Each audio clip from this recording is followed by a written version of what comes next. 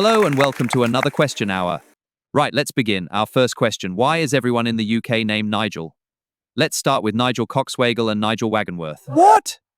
I don't understand the question. Why? It's quite simple, actually. It's a result of the Great Nigel Shortage of 1841. Right then, on to our next question. Has Britain become too moist? Let's hear from Nigel Wasman. Yes, you're quite correct.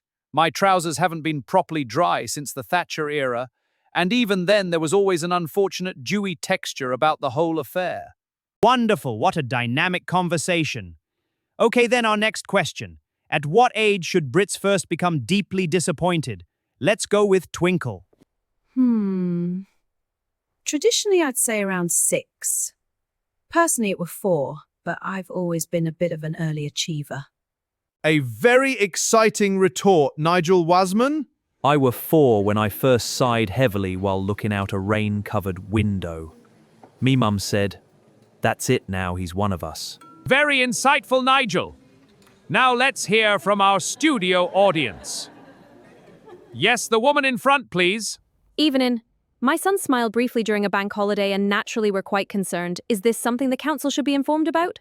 The council for a smile? Aye, it was nae normal. What a show, our best ever. One more question from the audience. Yes, you, madam. I recently opened the curtains and saw sunlight over Croydon. Frankly, it was upsetting.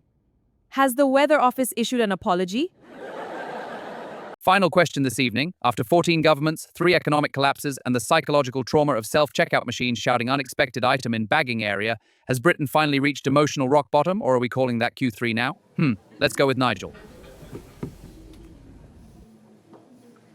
Britain's held together entirely by tea and the fear of making a scene.